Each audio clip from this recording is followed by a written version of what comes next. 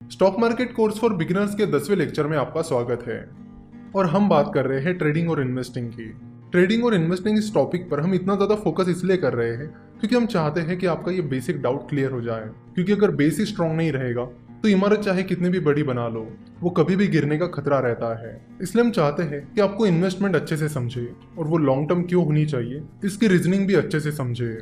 देखो, थोड़ी बहुत गैम्बलिंग इंस्टिंक्ट हर किसी के अंदर होती है, इसलिए जो बिगिनर इन्वेस्टर होते हैं उन्हें कितना भी समझाया जाए कि इन्वेस्टमेंट लॉन्ग टर्म के लिए करनी चाहिए तो भी वो ट्रेडिंग का ही रास्ता अपनाते हैं। क्योंकि वो सोचते हैं कि चलो कुछ पैसे डाल के देख लेते हैं, क्या पता पैसे तुरंत डबल हो जाए। तो अगर आपके अंदर भी गैम्बलिंग इंस्टिंक्ट है तो आप स्टॉक मार्केट में उसको अप्लाई मत करिए। आप कसिनो जाइए या किसी और जगह उसे ट्राई करिए, वहां पे आपकी जीतने की प्रोबेबिलिटी ज्यादा होगी।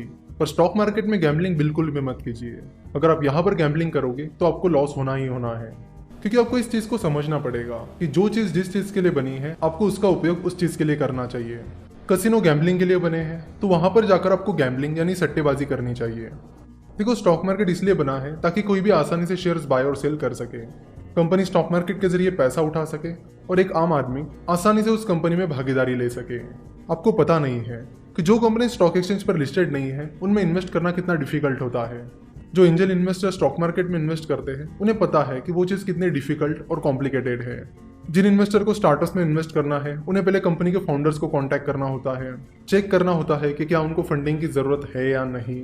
अगर है तो फिर बात आगे बढ़ेगी, उस कंपनी का वैल्यूएशन निकाला जाएगा और फिर आगे प्रोसेस चलती रहेगी। तो ये बहुत ही टाइम कंज्यूमिंग और कॉम्प्लेक्स प्रोसेस है। वही जो कंपनी स्टॉक एक्सचेंजेस पर लिस्टेड है उनके लिए इन्वेस्टमेंट करने की प्रोसेस बहुत ही आसान हो गई है। स्टॉक मार्केट में किसी भी कंपनी का मार्केट कैपिटलाइजेशन और उसकी शेयर प्राइस आपके सामने होती है।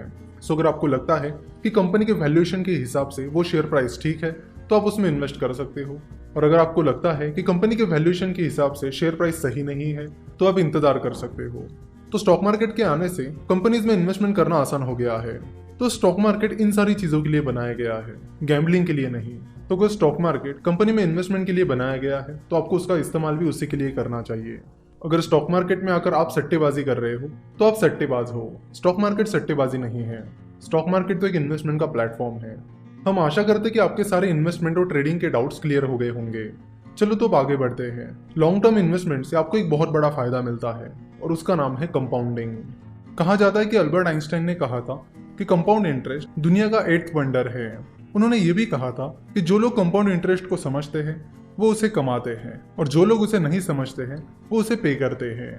बहुत ही बड़े और सक्सेसफुल इन्वेस्टर्स जैसे कि mister Warren Buffett, mister Carlos Slim Helu, mister Rakesh Jhunjhunwala, mister Radhakishan Damani, इनके सक्सेस में कंपाउंडिंग का बहुत बड़ा रोल रहा है।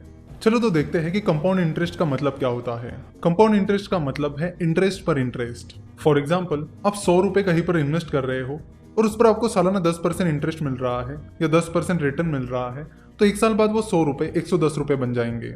और फिर दूसरे साल बाद आपको 100 रुपए पर भी 10% इंटरेस्ट मिलेगा और जो 10 रुपए का इंटरेस्ट आपको पहले साल के बाद मिला उस पर भी आपको 10% का रिटर्न मिलेगा।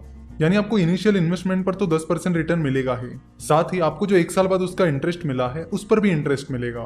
फिर धीरे धीरे जैसे टाइम होराइजन बढ़ता चला जाता है, यानी अगर आप अपनी इन्वेस्टमेंट लंबे समय के लिए करते हो तो आपको इंटरेस्ट पर मिलने वाला इंटरेस्ट बहुत तेजी से बढ़ने लगता है और एक बड़ी अमाउंट बनकर निकल के आता है।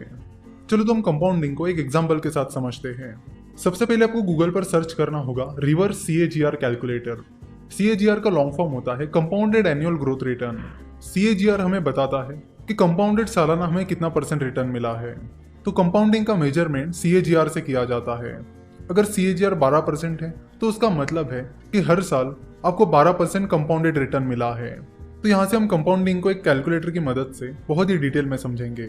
नेक्स्ट लेक्चर आपके लिए बहुत ही ज्यादा इंपॉर्टेंट रहने वाला है, तो उसे बिल्कुल ध्यान से सुनिएगा और जो एग्जाम्पल हम आपको समझाने वाले हैं उसे भी आप बड़े ध्यान से सुनिएगा, क्योंकि जिन चीजों के बारे में हम अगले लेक्चर में बात करने वाले हैं वो चीजें किसी के लाइफ बदलने के लिए काफी है।